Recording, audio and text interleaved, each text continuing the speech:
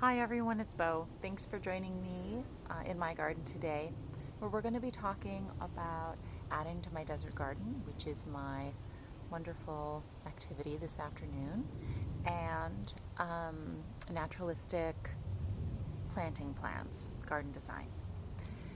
Also, the sun is not our friend. Unfortunately, it's right there, and I couldn't figure out how to show these plants and not show the ugly trampoline, etc., without it in the background. So sorry about that. All right. So you might have seen my desert garden before. I was really doing it sort of piecemeal, starting with the tree, some of the larger shrubs and feature succulents, and kind of filling in some gotta have it plants and so forth. But today I'm really going to fill it in, and I think it's really kind of coming together. I was recently really inspired by article in Fine Gardening magazine about naturalistic garden design. Now, I would consider myself to be more of a naturalistic garden designer, but this particular type of design defined plant roles in a way that I hadn't heard before. And one of them was seeing the naturalistic garden as sort of like a fruit cake, is the analogy. So you have one kind of plant that is kind of like the cake of the fruit cake, okay, that everything's kind of contained in.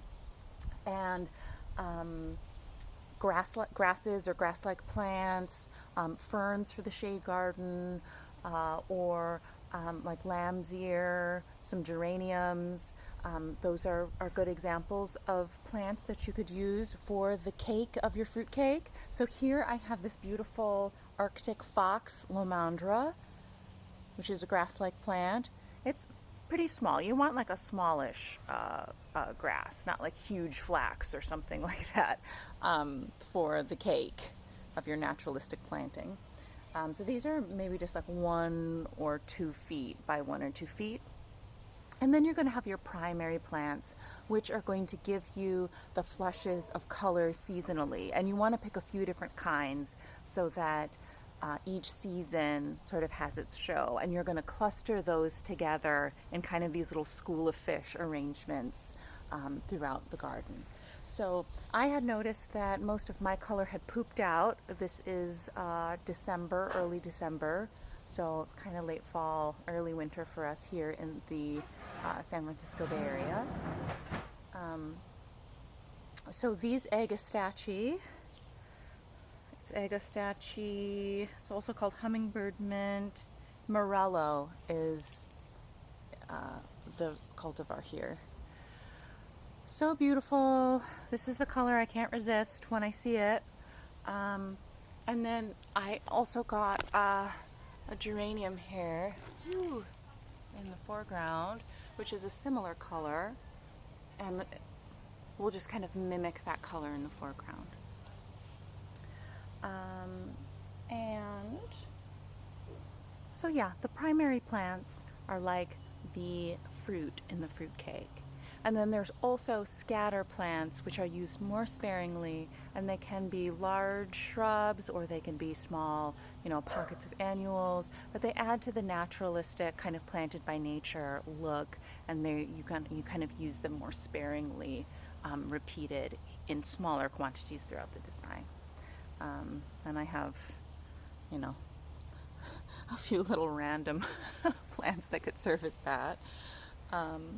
And I also suggest, especially with something like a naturalistic planting that looks kind of more like abstract art and is more sort of soft focus, it would be good to have some structural elements, like a structural plant or some garden art or a bench or just something to draw the eye and create those little scenes throughout the garden for us to focus on. Okay, so every garden has to have its layers.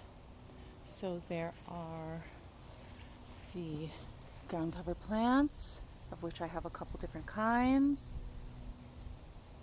There are the plants that are going to be kind of the mid-level, which are the shrubs. And then I have, if I can show you this without making everyone sick, this beautiful Palo Verde that blooms yellow as my tree. Okay.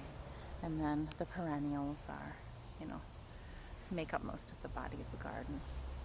So when you go to design your garden, think of plant rolls, think of seasonal color, think of layering your garden, think of structure, and maybe there's a place where you can try the Naturalistic Garden Design that again uses a matrix of plants, which is like the cake, and then some little interesting yummy fruits and nuts kind of plants in swaths throughout.